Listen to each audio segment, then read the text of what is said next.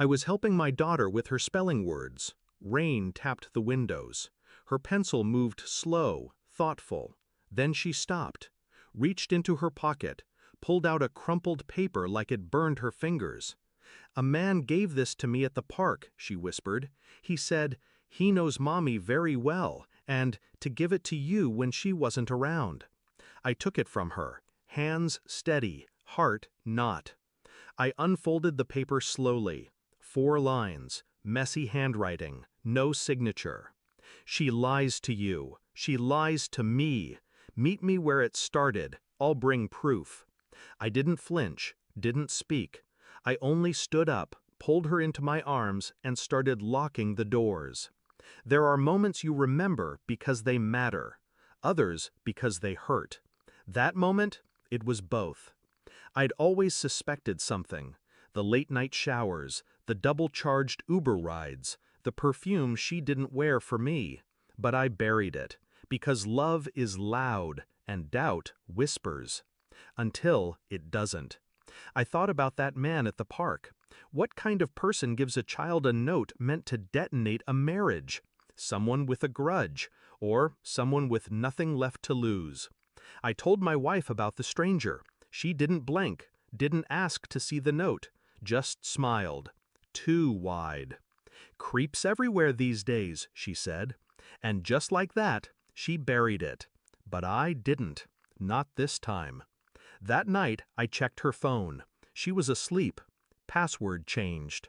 I smiled to myself. She never changed it before. I used her fingerprint. There were no texts, no emails. Clean. Too clean.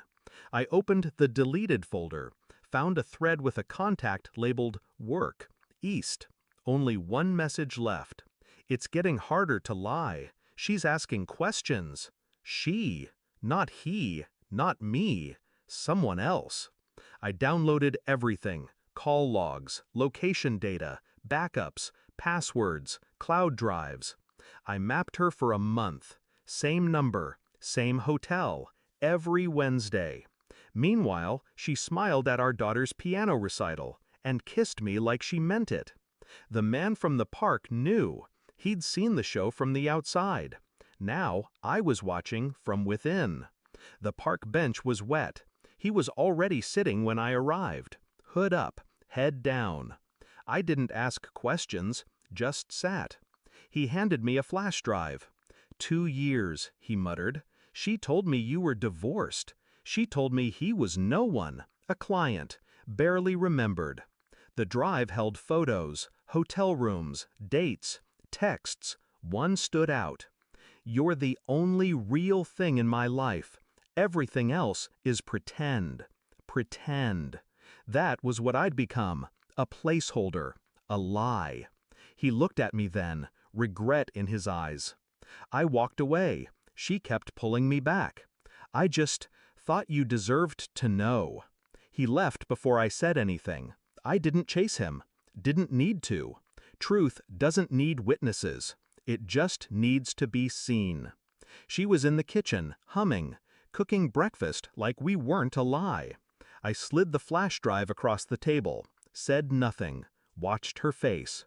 She froze mid-note, plugged it into her laptop. Silence. Then her breath caught. Then the shaking started. "You went through my things?" Still no words for me, just a slow blink, a small tilt of the head. "It didn't mean anything." I raised an eyebrow. "He was a mistake." I nodded slightly. She reached for my hand. I let her touch air. Then I pulled a manila envelope from my coat pocket. Inside, divorce papers, custody, asset transfers, all pre-signed, filed that morning. She opened her mouth, but I'd already turned and walked away. I didn't look back. Didn't have to. Sometimes silence is the loudest revenge. She moved out last week, tried to say goodbye to our daughter. She didn't let her, just turned and walked back inside, like she knew, like she understood. I don't talk about it, don't replay it. I just breathe easier now. I still take my daughter to the park, same bench. Sometimes she asks about the man with the hood. I just say, he helped us remember what truth feels like. No pity, no grief, only clarity.